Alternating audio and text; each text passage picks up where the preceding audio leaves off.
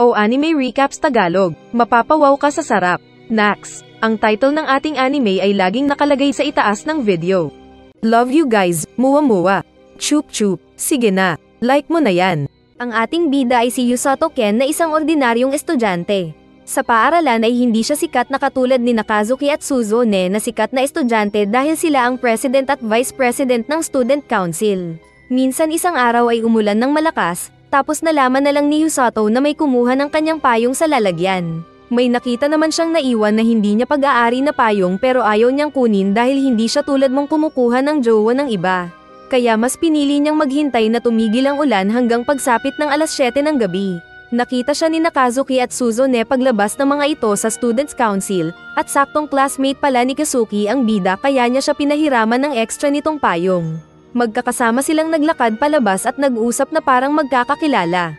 Kahit na hindi close. Nakita ng bida na close ang president at vice president kaya naisip niyang magjowa ang mga ito. Pero sinabi ng dalawa na mali ang akala niya. Bigla silang natigil ng makarinig si Kazuki at Suzune ng tunog ng kampana ng simbahan, na hindi marinig ni Yusato.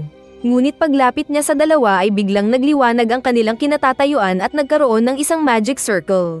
Naiisip ni Suzune na baka totoo yung napapanood niyang may papunta sa ibang mundo na puno ng magic at heroes. Kaya nagugulat si Yusato dahil may pagkamanyak pala ang president nilang babae. Kalaunan ay ginising na lang ni Kazuki si Yusato at nalaman niyang nasa harap sila ng isang hari. Saka nagugulat si Yusato dahil masaya si Suzune na nasa kakaibang lugar sila. Nagpakilala ang hari na si Lloyd at pinaliwanag sa tatlo na dinala sila doon dahil kailangan nila ng mga magiging heroes. Kaya biglang nagsaya ang excited na si Suzune. Sinabi ng hari na inatake daw sila ng isang Demon Lord. Nahirapan sila sa pakikipaglaban sa Demon Lord at kailangan nila ng tulong mula sa ibang mundo. Sinabi ni Kazuki na ayaw niyang ma-stuck doon at gustong umuwi, pero sinabi ng hari na wala silang kakayahan na ibalik sila sa mundo. Kaya nagagalit si Kazuki pero bigla silang tinutukan ng sibat ng mga tao ng hari.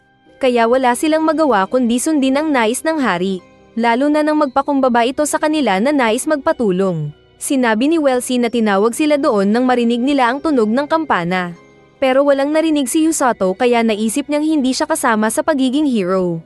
Kaya napatanong si Kazuki na concern sa kanya dahil nadala lang siya doon ng aksidente. Hinawakan nila ang isang magic ball para malaman ang kanilang kapangyarihan. Nauna si Suzune na kulay tae ang color ng magic na kulog daw. Samantalang light magic naman ang kapangyarihan ni Kazuki, na isa daw sa malakas na kapangyarihan doon pang laban ng halimaw. Nang hinawakan naman ni Yusato ang magic ball ay green ang lumabas na kulay. Pero nang tanungin nila si Welsi ay bigla itong nasiwa, at biglang hinawakan ng kamay ni Yusato at mabilis na dinala sa hari. Natatawa ang hari pero nang sabihin ni Welsi ang kulay ng magic ball ay biglang naalarma ang hari kasama ng mga kawal nito. Inutusan ng hari na manahimik ang lahat at gawing sekreto ang kapangyarihan ni Yusato at huwag sasabihin sa kinatatakutan nilang tao. Pero nag-uusap pa lang sila nang dumating ang kinatatakutan nilang tao na ayaw nilang ipaalam ang kapangyarihan ni Yusato. Ito si Rose na formal na nagtanong sa hari kung ano ang lumabas na kapangyarihan ng mga tinawag nilang heroes. Nakita ni Rose si Yusato na tinanong pero natakot ang bida. Nagpakilala si Rose sa bida na siya ang captain ng rescue team ng kaharian na iyon. At natatay na lang sa takot si Yusato dahil sa aura ni Rose. Tinawag ni Welsi si Rose para puntahan sina Suzune at Kazuki. At paalis na sana sila nang biglang magsalita si Yusato na tinanong sa hari kung anong ibig sabihin ng kulay green na power niya. Kaya biglang tumigil si Rose na kinatakot ng hari at ng lahat. Nais kunin ni Rose si Yusato pero inutusan ng hari si Welsi na itakbo ito. Na mabilis na ginawa ng babae gamit ang pagpapalipad kay Yusato. Pero mabilis lang siyang hinabol ni Rose na tumalon-talon at lumipad sa ere at madaling kinuha ang kawawang bida na tinangay na parang walang buto. At bago umalis ay sinabi ni Rose na pagkatapos niya kay Yusato ay magkakaroon ulit ang hari ng malakas na healer. Ipinaliwanag ni Welsi na rare daw ang healing magic sa kanilang mundo na gaya ng power ni Rose at Yusato. Pero malas daw ni Yusato dahil kakaiba ang pagsasanay ni Rose sa mga student nito. Dinala ni Rose si Yusato sa bahay nito at sinabing ito ang bagong bahay ng bida. Saka tinawag ng babae ang mga kasambahay nitong pawang mga siga na kinatakot ng bida. Yung feeling na bagong pasok ka sa kulungan na rapist ang mga kasama mo doon. Ini-intimidate ng mga siga ang bida pero sinuntok sila ni Rose na sinabing huwag takutin si Yusato. Pero sinabi ng mga ito na nagiging mabait lang sila. Walang kapangyarihan ang mga tao ni Rose ng healing magic tulad ni Yusato. Pero may kasama rin silang dalawa pa pero nasa ibang lugar. Pag-alis ng babae ay muling tinakat ng mga kasambahay ng babae ang bida, na walang magawa kundi ang sumunod sa bagong mundo niya. Agad naman siyang binisita ng dalawang schoolmate kalaunan at nagtanong tungkol sa kanya. Kaya naalala ng bida ang nakakatakot na Rose. Pag-alis ng mga kasama ay lumabas ulit ang kinatatakutan ng bida at binigyan siya ng libro na gagawin niyang journal sa pagsasanay. May pinabasang libro si Rose na binuksan ng bida at nagulat dahil kaya niyang magbasa ng salita nila doon. At tinuro ng babae kung saan ang kaharian nila at ang teritoryo ng mga halimaw. Pinagsanay ni Rose si Yusato ng puwersahan at pinatakbo ito ng walang tigil. Natamba ang bida dahil sa pagod, pero biglang naroon si Rose na galit at tinapik ang paa niya na biglang naghilom. Saka pinatakbo ulit ang bida hanggang masira ang sapatos nito. Sa sumunod na araw ay madali lang siyang nilalagpasan ng mga kasambahay niyang tao ni Rose. Minsan habang umuulan na tumatakbo si Yusato at napagod siya na nadapa, ay biglang nag-ilaw ang kamay niya dahil sa sariling healing magic. Sa mga sumunod pang araw ay sinipa-sipa ni Rose ang puwet ng bida ng paulit-ulit dahil hindi siya gumagaling. Pero nagulat siya nang biglang maghilang sarili nang lumabas ang power niya. Kaya kahit diretso siya sa pagtakbo ay hindi na siya napapagod dahil sa healing magic niya. Pinag-push up din siya hanggang mamatay, pero dahil sa healing magic ay diretso lang ang bida. Sinabi ni Rose na ginagawa niya ito para maging asset siya sa battlefield at magawa niyang mahil ang mga kasama. Minsan na iniwan niya ang pagkain sa mesa ay bigla itong nawala, dahil kinain pala ito ng kasama niyang kalbo na nang loloko pa ang ngiti. Kaya hinabol-habol niya ito sa inis. Minsan nang muli siyang bisitahin ni Suzune at Kazuki ay nagulat sila sa nakita. Nagpupush up pala ang bida na dagan-dagan ng malaking bato, nasakay pa si Rose. Pero nagyabang din ang bida na sinabing magaan lang ang babae. Kaya kumuha ito ng isa pang malaking bato at nilagay sa likod ni Yusato, na patuloy pa rin sa pag-push up gamit ang healing magic. Tingin ni Kazuki ay brutal ang training ng bida. Pero napapahanga naman si Suzune. Nainis ang guide nilang si Siglis at kinwelyuhan si Rose dahil sa abusadong pag-training ng babae. Pero sinabi ni Rose na si Yusato ang gagawin niyang right hand niya kaya kailangang maging malakas ng bida.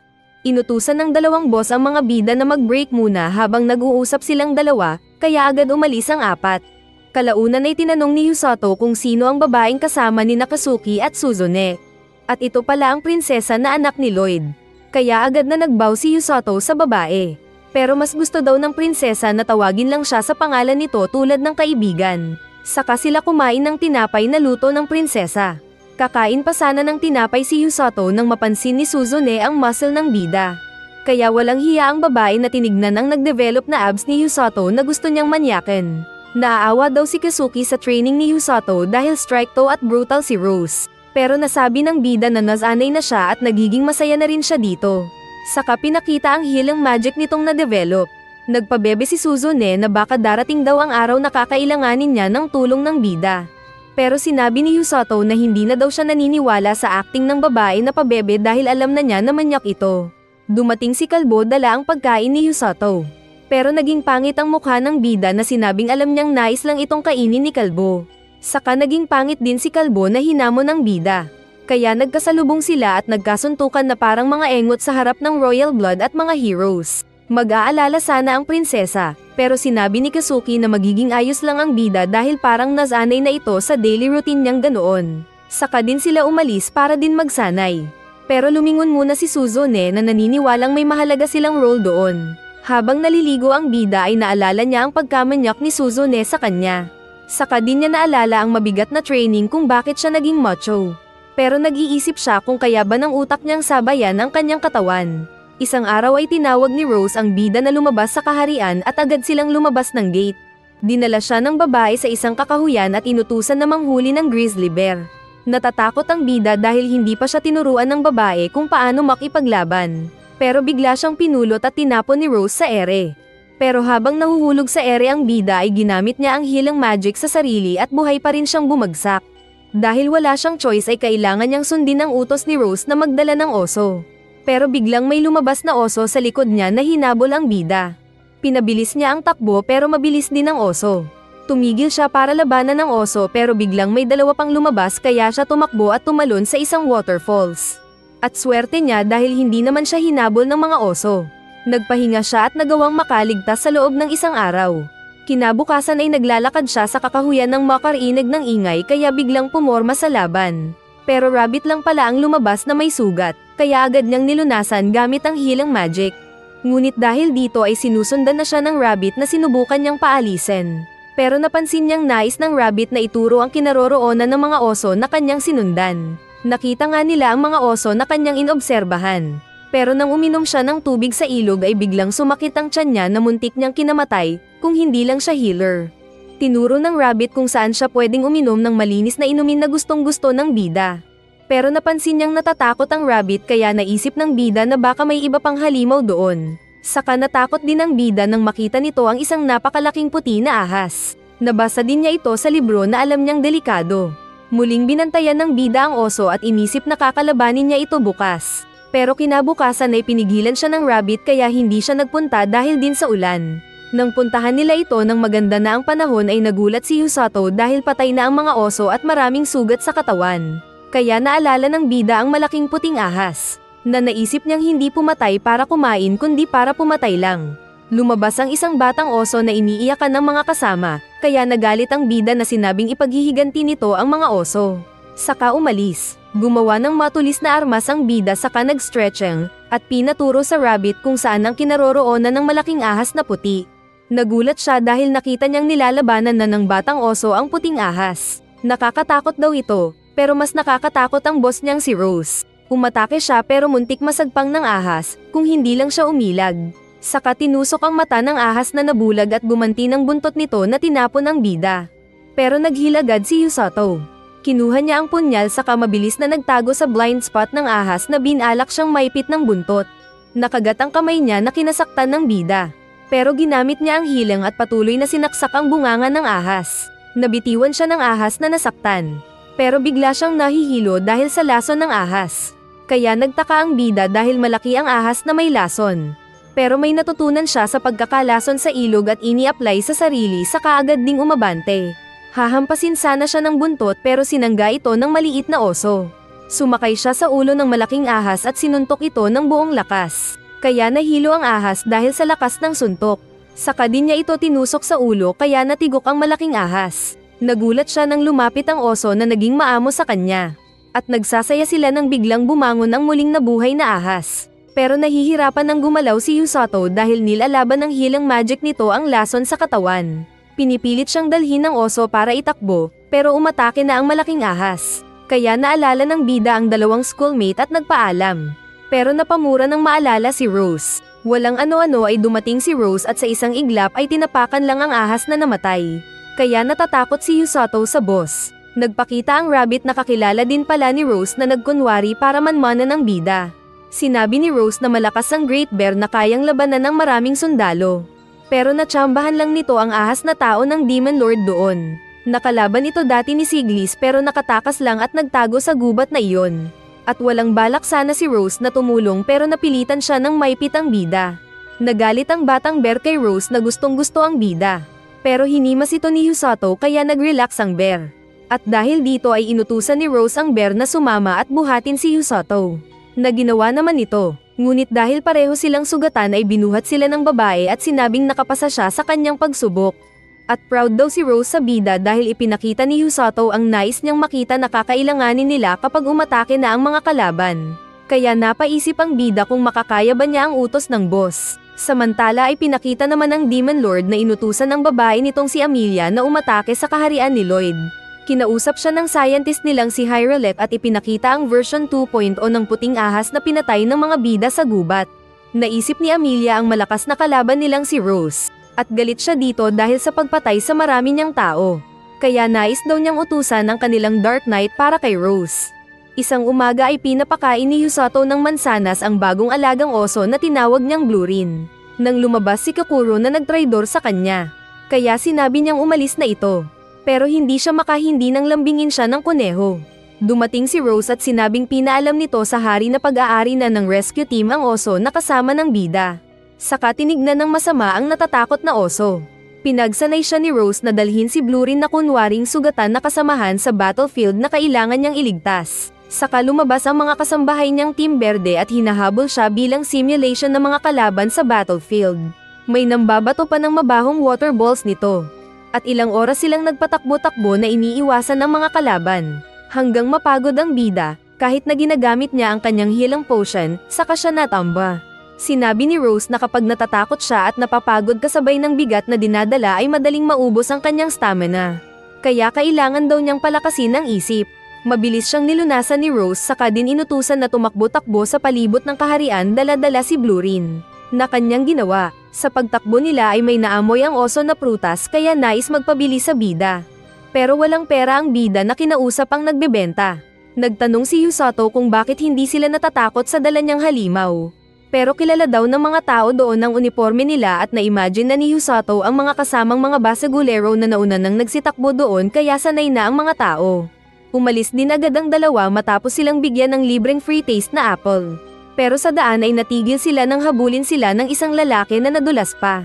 Kaya nilunasan ito ni Yusato bago nagpakilala na kasama din nilang healer. Ito daw si Orga na senior ng bida dahil mas nauna itong tinuruan ni Rose. Magkapatid daw silang naanod sa mundong iyon at dahil Team Verde sila ay naging student din sila ni Rose. At binigyan sila ng trabaho ni Rose na maging healer sa bayan. Pero walang kakayahan si Orga na lunasan ang sarili. Sinabi nitong kung sakaling darating man ang araw na aatake ang puwersa ng Demon Lord ay silang magkapatid ang magiging healer sa likod ng army. Samantalang magkasama naman sina Rose at Yusato na suportahan ang mga sundalo sa frontline. Dahil dito ay mas magiging malaki ang pag-asa nilang manalo sa laban. Pag-alis ni Yusato ay dumating naman ang kapatid ni Orga na katulad niyang Blondie. Ito si Ororo. Namasyal si Yusato sa loob ng kaharian kung saan nakita siya ng nagsasanay na Suzune. Naging curious ang babae dahil sa dala niyang oso at nais sana niyang hawakan ang oso. Pero sinabi ng bida na nangangagat ito, at kung sakali mang makagat ang kamay ng babae ay lulunasan na lang niya ito. Kaya nang hahawakan ng babae ang oso ay kinagat ito ng oso. At maging ang bida ay kinagat din ng oso. Nakita ni Yusato na nagkakalyo ang kamay ni Suzune dahil sa training, kaya agad din niya itong nilunasan. Kaya naging masaya ang babae na nagpasalamat sa bida. Tinanong ni Yusato kung nasaan si Kazuki, at sinabi ni Suzune na nasa gubat ito kasama ni Siglis para labanan ang puwersa ng Dark Lord doon. Ipinakita nga sina Siglis at Kazuki kasama ng iba pa na kinakalaban ang pack ng mga lobo. Pagkatapos ay masayang nagpaalam si Yusato at Suzune sa isa't isa. At nang mag-isa na lang ay naisip din ni Yusato na kailangan niyang mas lumakas pa para makatulong sa dalawang schoolmate. Pagsapit ng gabi ay kinausap ng bida si Rose na inamin na natatakot siya sa paglaban sa Demon Lord Army. Pero nang araw na iyon ay lumakas daw ang loob niya alang-alang sa mga kaibigan at iba pa. Kaya nilapitan siya ni Rose at sinabing ito talaga ang trabaho nila kaya siya matinding sinasanay ni Rose. Kinabukasan ay ginising siya ng maaga ni Rose dahil pinatawag sila ng hari para samahan si Suzune sa pagpunta nito sa actual training niya. Kaya naging masaya si Suzune dahil nakita niyang kasama niya si Yusato na dala-dala pa rin si Blurin. Pinakilala ng babae ang mga kasama nitong sina Ark at Koren. Sinabi naman ni Rose kay Suzune na limitado ang magic healing ng bida kaya huwag siyang padalos-dalos. Saka din siya umalis pagkatapos paalalahanan ng bida. Sa daan ay napansin ni Suzune na tulog si Blurin kaya binalak niya itong hawakan. Ngunit pinigilan siya ng bida dahil nag-aalala para sa babae. Nang magising ang oso ay pinaglakad ito ni Yusato, pero para itong lasing dahil sa antok. Kaya sinamantala ni Suzune ang pagkakataon na makachansing sa oso na tinawag niyang buhatin. Ngunit dahil sa bigat ng oso ay natabunan ng knockout na babae. Kaya napahiya siya dahil ginamitan siya agad ng healing magic ng bida. Nag-ilaw ang staff ni Koren kaya agad naghanda ang mga bida. Pero mga tulisan pala ang nais umatake sa kanila na sinabing ibigay nila ang kanilang mga gamit. Naging excited ulit si Suzune dahil makakalaban na sila ng tunay na tulisan. Nang makita ng mga magnanakaw ang oso ay natakot sila. Pero sinabi ng boss na gagawin nilang leather ang oso na kinasaya ng iba. Kaya kinuryente ng nagalit na Suzune ang isang magnanakaw. Umatake ang iba pa na muling kinuryente ni Suzune kaya tinawag siya ng bida na human stun gun. Bigla nilang naramdaman ang pagdating ng kakaibang puwersa ng kalaban at naglabasan ng maraming mga baboy damo. Sinangga ni Blurin ng isang baboy at naligtas si Yusato. Pero nang isang baboy ang walang preno na pabundol kay Suzune ay niyakap siya ng bida, kaya pareho silang lumipad sa ere. Naitapon sila at nahulog sa isang ilog kung saan dating tumalon ng bida nang hinabol siya ng oso. Kaya nang malapit na sila sa talon ay inutusan niya ang babae na huminga ng malalim. Pero siya ang nawala ng malay na ginising ni Suzune. Binubuhat siya ng babae na sinabing ililigtas ang bida, pero natawa ang lalaki kaya nag-blush si Suzune na tinulak siya. Nakita ni Yusato ang sugat ni Suzune kaya agad din niya itong nilunasan. Saka sinabi ng lalaki na napunta na siya doon dati, at kailangan nilang maghanap ng matutulugan bago ang pagsapit ng gabi saka din sila uuwi kinabukasan. Sinabi ng bida na matutulog sana sila sa mga puno, pero hindi daw alam ng babae na umakyat, kaya napagtanto ni Yusato na rich kid ang babae. Kaya sa isang kuweba na lang sila matutulog. Nagpalit ng damit ang babae, sa kakalaunan ay ginamit ang kuryente para manghuli ng isda. Gamit din ng kuryente ay gumawa ang babae ng apoy na kinaluha pa ng bida. Saka siya hubad na nagpainit kaya hindi makatingin ang babae na pasulyap-sulyap na lang sa mga abs ng bida. Biglang may dumating na mga unggoy na mukhang maamo. At dahil nakyutan ang babae ay agad niya itong hinawakan. Pero kinagat siya ng unggoy na may lason kaya natamba ang babae pero agad nilunasan ni Yusato. Samantala ay nag-aalala si Kazuki sa mga kaibigan kaya pinagalitan ng hari at sinabing aalis siya para hanapin ang mga kasama. Pero pinigilan siya ni Rose na sinabing kasama ng Team Verde si Yusato at kapag magkasama sila ni Suzune ay tiyak na ayos lang sila. Sa gubat ay inantok si Suzune pero sinabi niyang siya ang magbabantay muna. Pero inilabas ng babae ang problema sa bida na ayaw na niyang bumalik sa dating buhay niya sa mundo dahil feeling niya ay mas malaya siya sa bagong sarili. At naiintindihan daw ito ng bida na sinabing maging siya ay sawa sa dating buhay na ordinaryong mag-aaral lang. Wala daw paki ang bida noong una, pero nang mapagtanto nitong mahalaga siya bilang healer ay gusto na niyang protektahan ang mga kaibigan at mga tao sa kaharian. Saka nasabi din ng bida na admirer siya ng babae sa malayo pero ngayon ay nag-uusap na sila ng malapitan. Saka biglang nag-blush ang lalaki na agad natulog kunwari dahil napahiya. Kinabukasan habang naglalakad ay nakaramdam sila ng panganib. Pero nang tignan nila kung sino ang lumabas ay si Blurin lang pala na agad binati ang bida. Kasama din nito si Ark na sumunod na nasugatan. Kaya agad nilunasan ng bida. Biglang naamoy ni Blurin ang dating tahanan kung saan namatay ang mga magulang. At nakwento ng bida ang pag-atake ng malaking ahas sa kanila. Pero handa na daw ang oso na iwan ng nakaraan at samahan ng bida. Kaya agad ding tinawag ni Suzune si Yusato. Masaya ang hari sa pagbabalik ng dalawang bida at binati sila. Nagtanong ang hari kung ayos lang ba ang training ng bida sa piling ni Rose. At dahil natatakot ang bida sa boss na si Rose ay sinabi niyang ayos lang, pero sa loob niya ay hindi ayos. Saka pinaalis na sila ng hari para kausapin ang mga general nito. Sa hallway ay nakita ni Kazuki ang dalawa at masaya itong binati sila. At sinabing nag-aalala daw siya para sa bida. Nangantsaw ang babae, kaya muntik ipabisto ni Yusato ng malason si Suzune ng kagat ng unggoy, pero pinigilan siya ng babae. Dahil sa kabutihan ni Kazuki ay 9 labang bida sa kanya na sinabing mas nag-iisip siya na student council president, kaya nagreklamo si Suzune. Saka din nagpaalam ang dalawa para magpahinga. Dahil sa mga kakaibang pangyayari sa paligid ay napagtanto ng hari na bumabalik ang mga kampa ng Demon King. Kaya inutusan niya ang mga general na maghanda para sa pakikipaglaban, at umalis ang mga ito. Saka inutusan ng hari si Rose para mag-scout kung nasaan ang mga kalaban, na masayang tinanggap ng babae. Pero nang lapitan siya ng hari at hingin na samahan siya sa pakikipaglaban ay ayaw ng babae dahil sa madilim nitong nakaraan.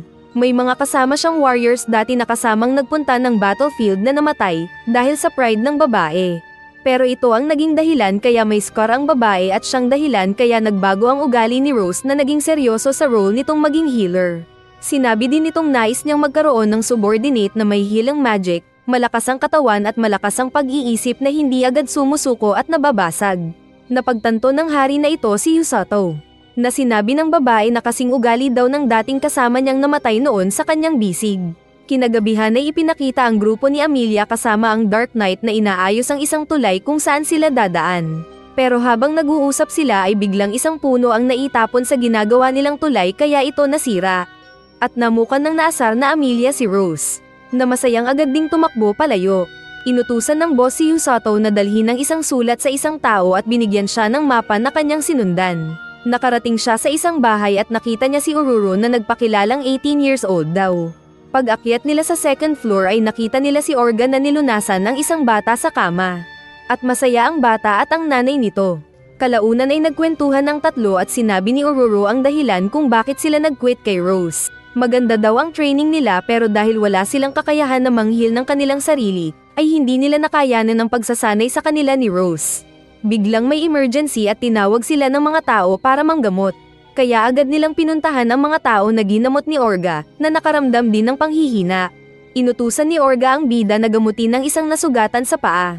At dahil nagdadalawang isip si Yusato dahil first time niya manggamot ng seryosong nasaktan ay natatakot siya. Pero pinalakas ni Orga ang loob niya kaya madali lang din niyang nagamot ang extra. Kalaunan pa pagkaalis ni Yusato ay sinabi ni Orga ang laman ng liham ni Rose sa kanila na papalapit na daw ang puwersa ng Demon Lord. At pareho silang natatakot. Habang naglalakad pa uwi si Yusato na masayang kumakain ay hinawakan siya bigla ni Amako at ipinakita ang mangyayari sa hinaharap. Nakita niya sa vision ng pagkamatay ng mga kaibigan na Suzune at Kazuki sa kamay ng Dark Knight. Kaya bigla siyang napatigil sa pagkamangha.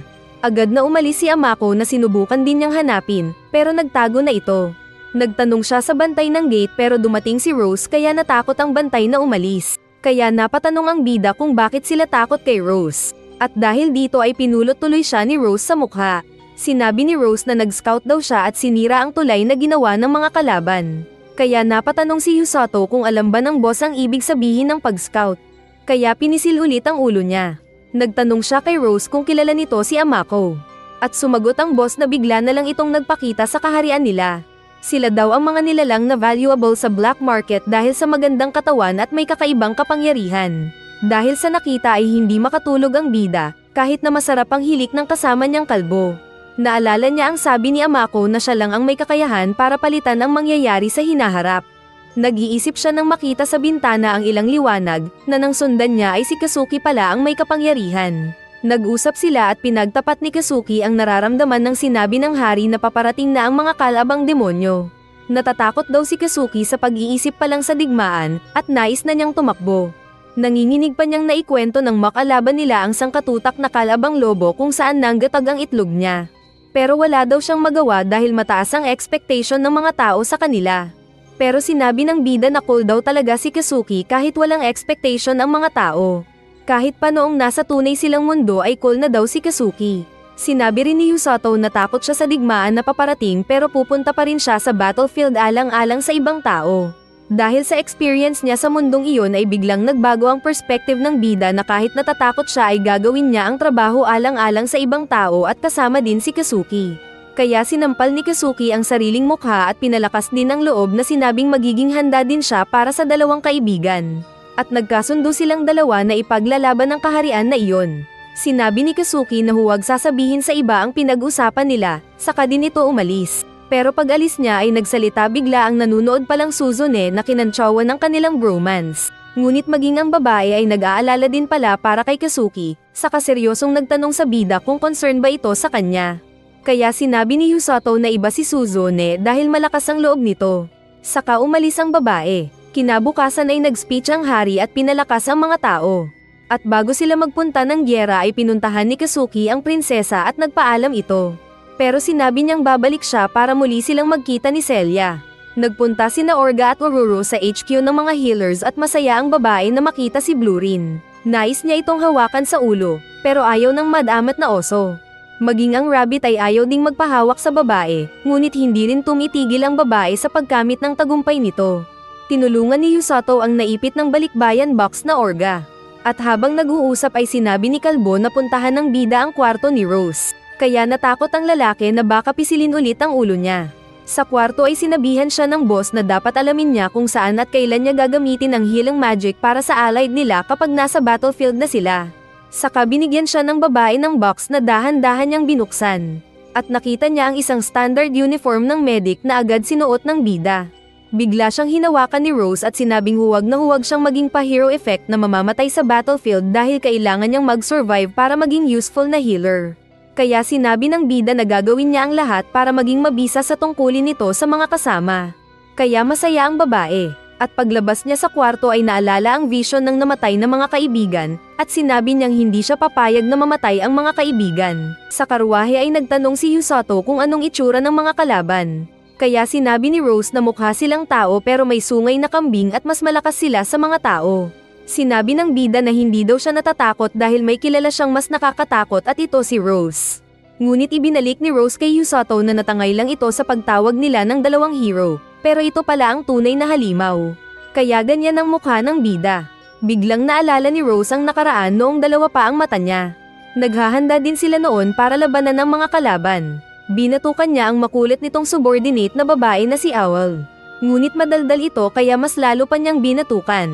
Pero sa daan ay madaldal pa rin ito na maraming nais gawin. Naging battalion commander si Rose at pag-uwi nila ay sinabi niya sa mga kasama na muli silang pahihirapan sa training. Kaya nainis ang iba pang student niya na binugbog si Owl dahil siya ang nagpagalit sa boss nilang si Rose. Inutusan ng hari si Rose na magpunta sila sa frontline para labanan ng mga halimaw. At noong panahon na iyon ay masaya si Rose na tinanggap ang misyon. Saka din niya sinabihan ng mga kasama na bukas ay pupuntahan nila ang kota ng mga kalaban. Nais mag-suggest ni Owl, pero pinagbabato siya ng mga kasamang tigasin.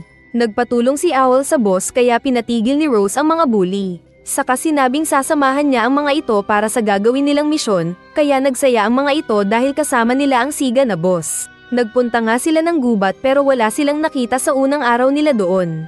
Sinabi sa kanila ni Owl na nararamdaman nitong kailangan nilang magpunta ng silangan at huwag dalhin ang kanilang kabayo. Pinatulog ni Rose ang mga kasama para siya ang magbantay. Nakatulog ang iba pero naramdaman ni Rose na gising pa si Owl at pwede daw niya itong patulugin kung gusto ng bata. Kaya umupo ito at nagtanong sa boss kung bakit siya daw ang ginawang right hand ni Rose. Kaya sinabi ng boss na may tiwala siya kay Owl at siya ang papalit sa kanyang posisyon. Na ayaw ni Owl dahil kapag mangyari yun ay palagi siyang bagbog sa mga kasama. At ayaw niyang iwan sila ni Rose bilang boss. Matigas daw ang ulo ni Owl at hindi siya nakikinig sa utos ng mga commander niya. Pero iba ang sitwasyon nang makilala si Rose. Kahit na tumakbo siya ay nahahanapan siya nito.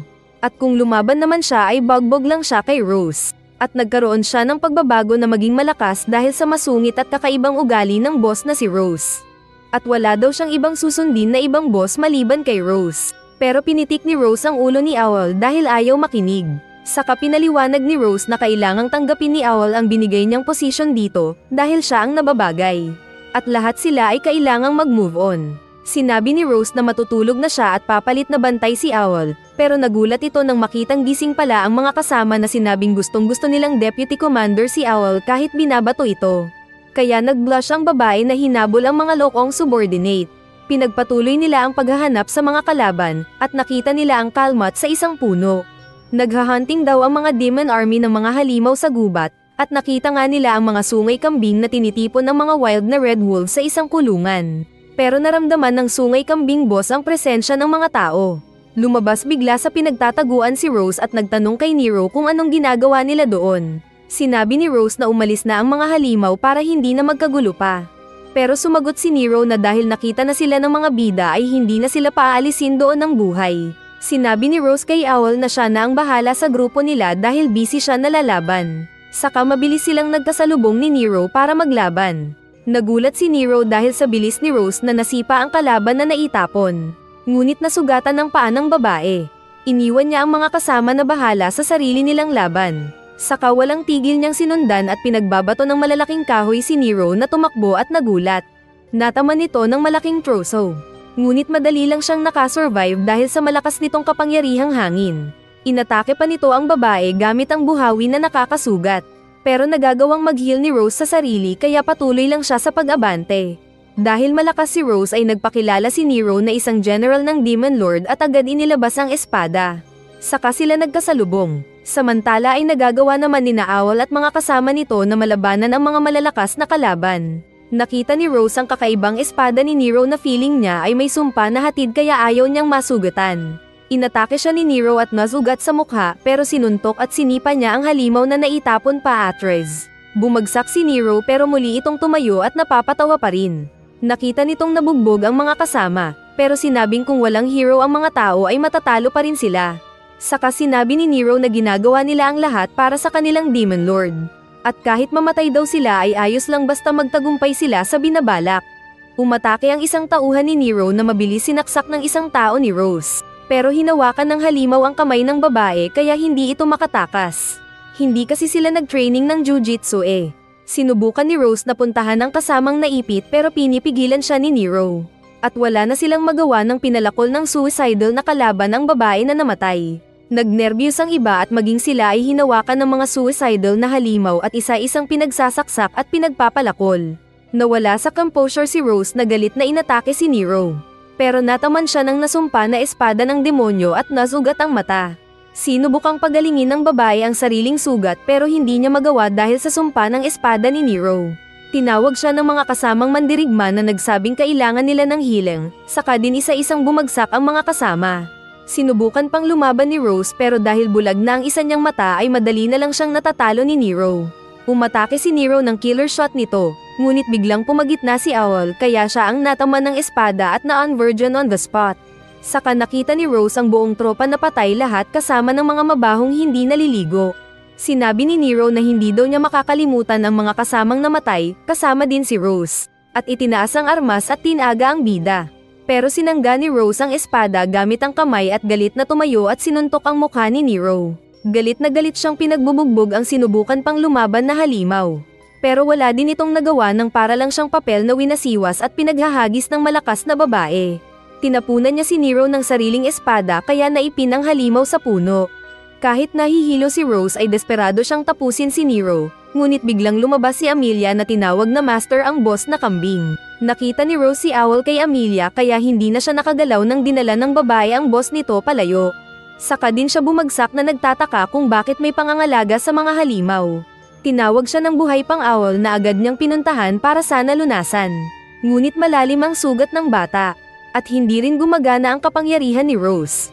Kaya nagpaalam na si Owl na namatay sa kanyang bisig. Pagbalik niya ay nag-report siya agad sa hari, at sinabi ang nangyari. Saka nag-resign si Rose sa posisyon nitong commander ng batalyon ng hari, at agad umalis. Sa labas ay nilapitan siya ng isang mag-asawa na nagpakilalang ina at ama ni Josh na isa sa mga kasama niyang namatay. Nagsorry siya sa mga ito dahil sa pagkamatay ni Josh. Ngunit nagpasalamat ang mag-asawa dahil sa pagbabago ng kanilang anak sa tulong ni Rose. Sa kapag-uwi niya ay nalungkot siya ng husto. Binisita siya ni Siglis minsan at napansin ang paghihilom ng sugat niya mula sa espada ni Nero. At sinabi nitong pwede na niyang mahil ang mata. Ngunit pag-alis ng lalaki ay sinabi ni Rose sa sarili na isa itong marka bilang paalala sa kanya ng pagkamatay ng mga kasama niya sa battlefield. Habang mag-isa ay naaalala ni Rose ang mga kasamang namatay na masaya silang lahat sa bahay na iyon. At naalala din niya si Owl na nagsabing mag-move forward sila palagi at huwag mamuhay sa nakaraan katulad ng turo niya sa kanila. At huwag siyang magbago dahil sa pagkamatay ng mga kasama at patuloy lang siya sa pagiging isang makabuluhang leader. Kaya napaiyak ang babae na muling naging malakas ang loob at nag-isip na magpatayo ng healing squad na magiging tulong ng mga warriors na lalaban sa battlefield. At masaya daw siya na nakita si Yusato dahil isa itong asset sa healing squad. Walang tiwala si Yusato sa sarili kaya sinuntok siya ni Rose sa tiyan, at kawawang Yusato. Nag-iisip si Yusato isang madaling araw nang lapitan siya ni Suzune. At pinakita nito ang armor pangyera na may mga bakal at masayang-masaya pa ang babae. Ayaw sanang i-entertain ni Yusato ang babae pero sinasadista na siya nito hanggang may ipit ang bakla. Pero dumating si Kazuki at hinila nito ang babae palayo. Saka din nagpaalam ang dalawa kay Yusato. Habang nag-uusap sina Suzune at Kazuki ay napatigil sila bigla nang maramdaman ang pagdating ng mga kalaban. Nakita nga nila ang paglapit ng army kaya agad na nagpalipad ng magic weapons ang mga tao. Pero nagulat sila nang makitang ilusyon lang pala ang pinatamaan nila. Saka nakita sa ibang direksyon ang pag-atake ng mga kalaban. Samantala ay inutusan naman ni Rose ang mga tao nito na magpunta sa kani-kanilang mga station. At inutusan silang tumakbo kung kinakailangan. Dumating ang mga unang tao ni Rose na dala ang dalawang sugatan na agad nilang nilunasan. Nakita ni Yusato ang sugat ng knight at narinig ang sabi nito na kinagat siya ng ahas. Kaya naalala ng bida ang napatay nilang malaking white snake. At totoo nga na sa battlefield ay kawawa ang mga mandirigma na kinakagat lang ng isa pang malaking puting ahas. Habang nanonood ng patayan ng Dark Knight ay isang sundalo ang sinaksak siya sa Likdo. Pero gamit ang magic ay napunta sa sundalo ang sugat ng Dark Knight. Kaya bumagsak ang kawawang sundalo. Binalak pa nitong tumakas pero sinabi ng Dark Knight na mamamatay siya doon. Pero biglang nagtapon ng mabahong tubig ang kasama ni Rose saka itinakas ang sugatang sundalo. Naalala ni Dark Knight ang sinabi ni Amelia tungkol sa mga kakaibang kalaban. Na kina-excite ni Dark Knight at hinanap ang mas malakas na makakatunggali. Samantala ay nagpaalam na sina Rose at Yusato sa mga kasama para magpunta ng battlefield. Inutusan ni Rose ang isang sundalo na bantayan ang mga healer. Sa daan nila ay sinabi ni Rose ang patungkol sa kakaibang Dark Knight. Kaya naalala ni Yusato ang vision nito at napatigil. Nilapitan siya ni Rose at sinabing kung naipit siya at walang choice ay patayin na niya ang kalaban. Saka sila naghiwalay para puntahan ang mga kasama. May nakitang sugatan si Yusato na nakikipaglaban kaya agad niyang dinala ito.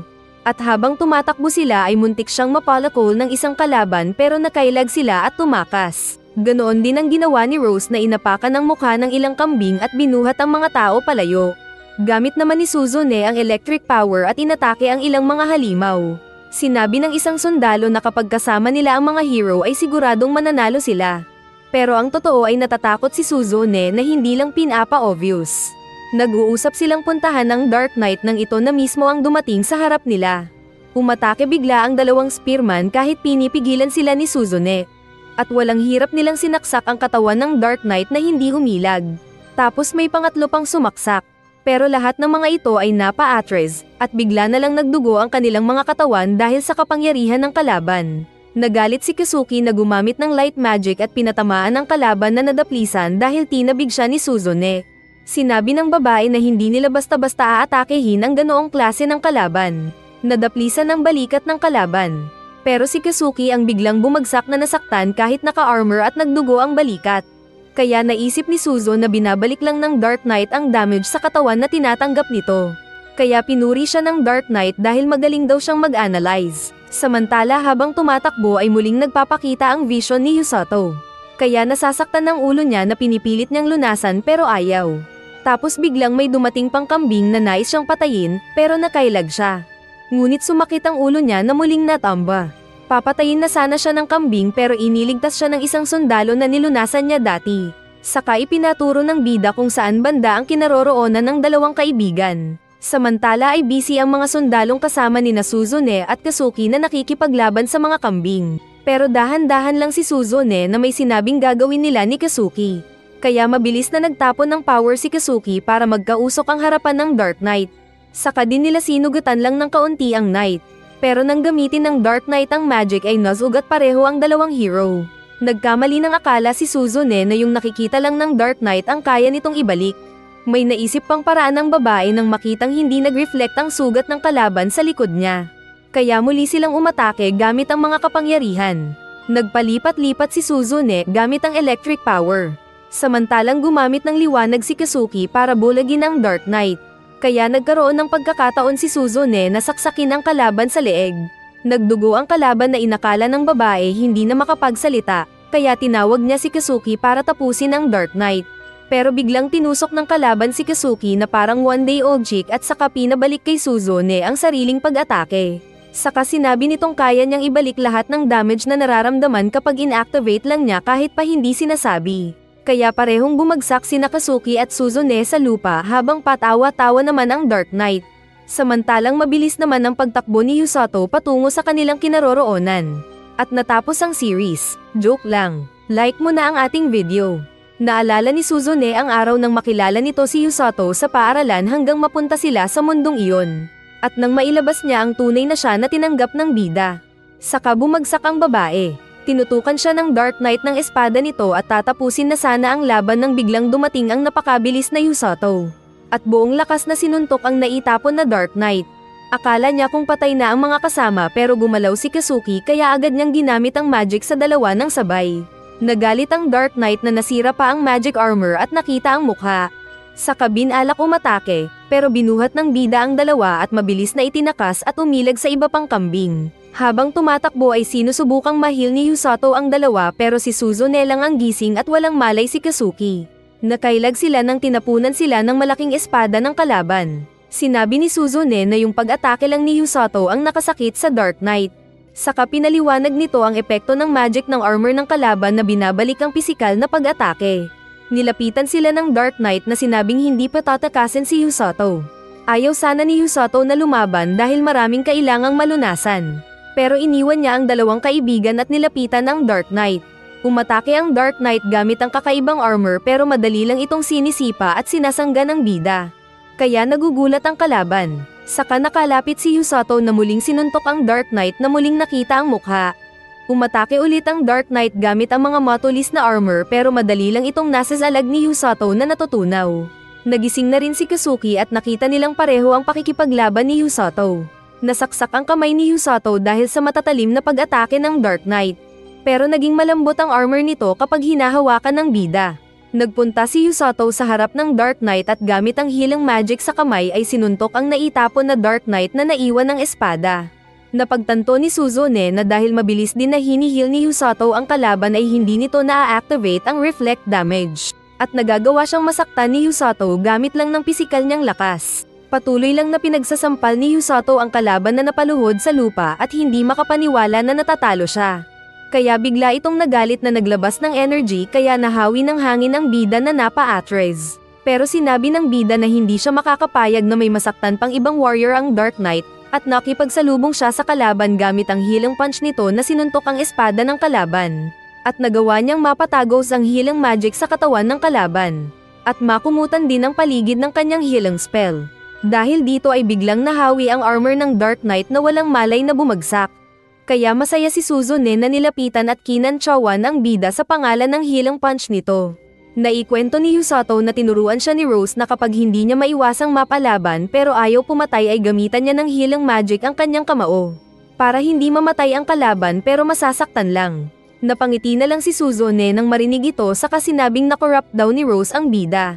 Pupunta na sana sila sa malaking ahas nang biglang lumabas sa likod ni Yusato si Rose. Kaya natakot ang bida na ipinaliwanag ang nangyari. Binati ng teacher ang student nito dahil sa pagkakatalo sa Dark Knight. Pero sinabi niya kalaunan na kailangan na nilang bumalik sa base dahil magiging hadlang lang sila sa frontline. Kaya nagpaalam na si Yusato sa dalawang kaibigan at sinabing huwag mamatay ang mga ito. At nangako naman ang dalawa. Samantala ay nagulat si Amelia dahil sa pagkakadakip ng Dark Knight nila. At nainis ito nang marinig na kagagawa ng Team Verde. Pinatawag din niya ang kanilang malaking puting ahas para umatras. At nang tatawagin na ito ni Hyrelek ay nakita niyang kinakalaban ng ahas sina Suzune at Kazuki. Samantala ay dinala ni Kalbo ang isa pang sugatan kay Yusato sa kasinabing huwag mag-relax ang bida. Kaya nagalit din ang bida, saka nito agad nilunasan ang kinagat ng ahas. Nagulat sila nang makakita ng malaking pagsabog sa ere. Dahil nilitsyon pala ni Suzune at Kazuki ang kalahi ni Orochimaru. Kaya nagsaya ang mga tao. Kalaunan ay sinabi ni Rose na panalo na sila sa laban dahil umatras na ang mga kalaban. At habang nilulunasan ng babae ang isang sugatan ay sinabi sa bida na madali lang silang nanalo dahil niligtas niya ang dalawang heroes. Inakala ni Yusato na kahit naman wala siya ay mailigtas ni Rose ang dalawa.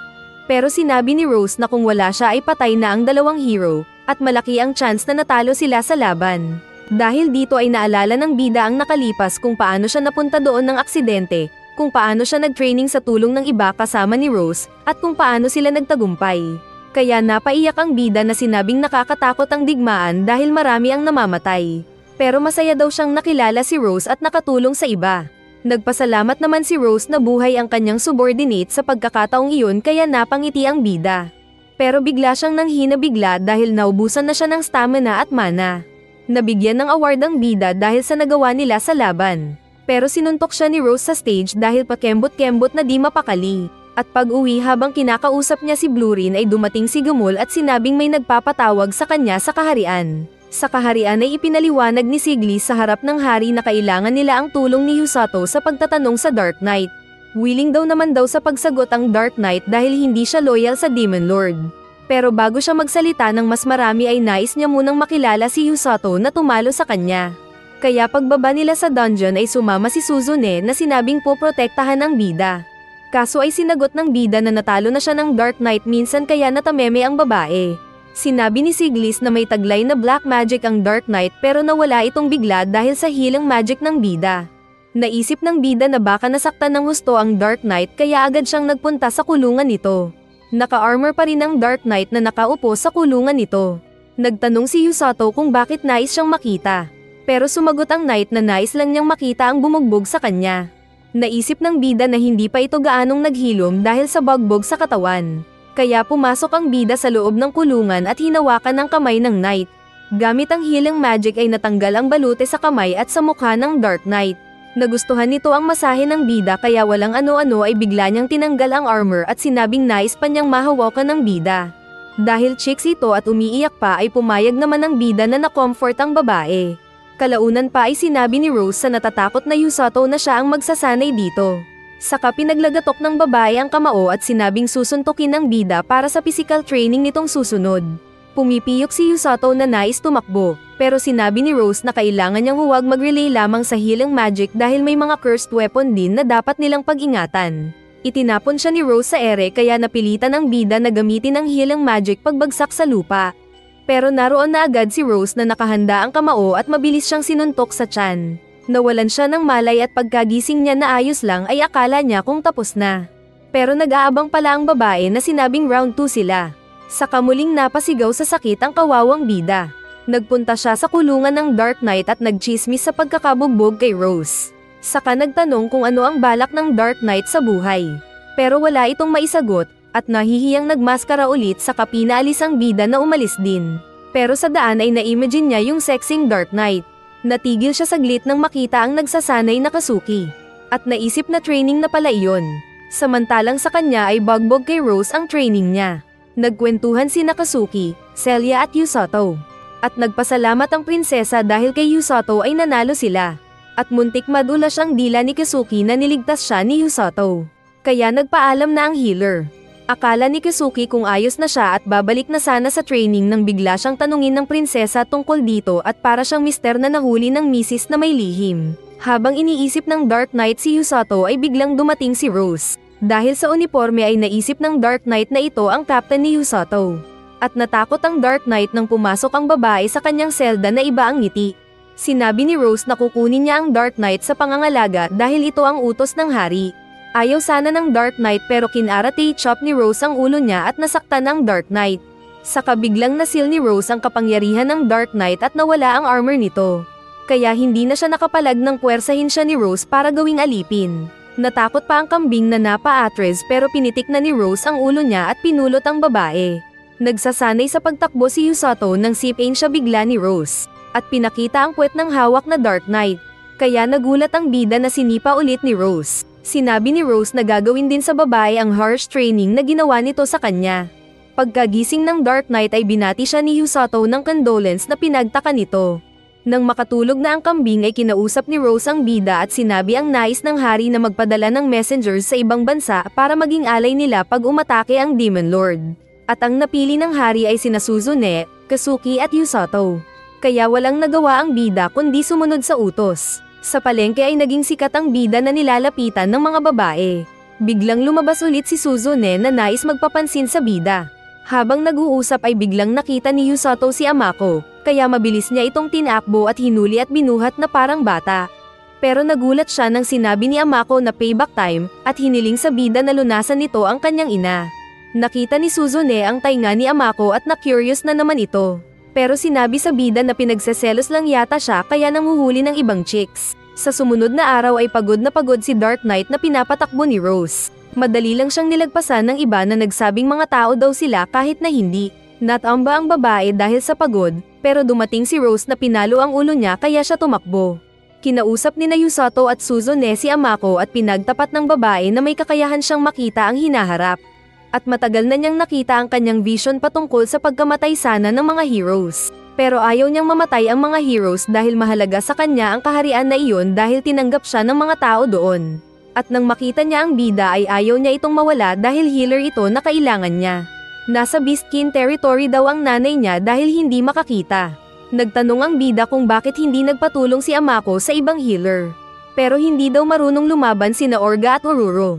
Samantalang ni-reject na daw siya ni Rose sa kanyang vision. Kaya si Yusato ang last resort ni Amako, na sinabi ni Suzune na alanganin dahil isa ng asset ng kaharian ang bida. Pero naisip ni Yusato na pwede siguro kapag nagsimula na sila sa kanilang journey to the west.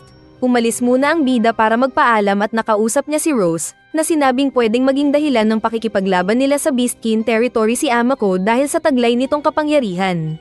Pero posible pa rin daw silang magpunta ng Beastkin territory. Pagbalik ni Yusato ay nakita niyang alam na ni Amaka ang nangyari na matatagalan pa ng kaunti.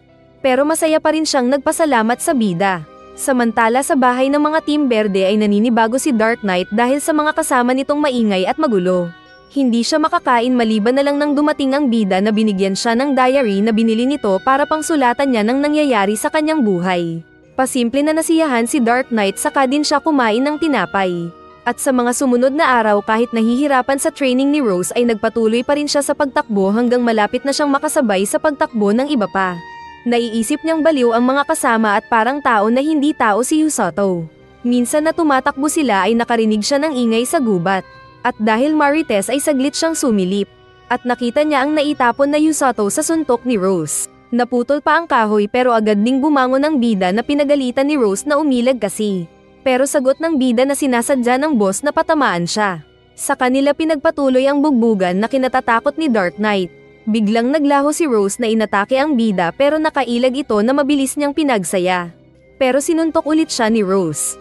Nag-heal lang ang bida na masaya pa rin sa pagkakailag kaya mas naisip ng Dark Knight na baliw siya. Saka inutusan ni Rose ang kambing na sundin ang utos ni Yusato. Kalaunan ay tinanong ng bida kung anong pangalan ng Dark Knight. At sinabi nitong siya si Felm. Dumating bigla si Blurin na inasikaso ni Yusato. Kaya nagselos ang babae na sinipa ang paa ni Yusato para magpapansin. Pero iniwan lang siya ng dalawa na tumakbo. Kaya sa inis ay binilisan din niya ang pagtakbo na hindi daw papatalo. Pero sa kainan ay nireport ng bida na nawalan ng malay si Felm dahil sa pagtakbo. Kaya kinantsawan siya ng mga kasama na sinabing ano kasi ang ginagawa niya sa kasama nilang babae. Kaya pasiga naman ang bida na pinutol ang kutsara at sinabing mas tao siya kay Rose. Tigas silang lahat. Pero natigil sila nang magtapon si Rose ng kutsara sa pader na kinasugat ng mukha ng bida. Saka natakot silang lahat na pasimpleng sinabi na masama ang pagchismis sa pangalan ng ibang tao. Kalaunan ay nagising si Felm dahil sa gutom at kakain sana. Pero nakita niyang nag-uusap sina Rose at Yusato. At narinig niyang aalis para maging messenger si Yusato ayon sa utos ng hari. Kaya kinabukasan ay maaga siyang umalis ng bahay nila at tumakas. Ipinakita naman si Yusato at Amako na nagpunta ng kaharian para kausapin ang hari. Nagpasalamat si Lloyd sa tulong ni Amako. Saka inutusan si Yusato na puntahan ang lugar ng isang water nation malapit sa Beastkin at sabihin sa boss doon na si Mia Lark ang mensahe ng hari. Pagkatapos nito ay malaya na siyang magpunta ng Beastkin para gawin ang kahilingan ni Amako. Saka si Welsi na ang tinuro ng hari na magsasabi ng iba pa.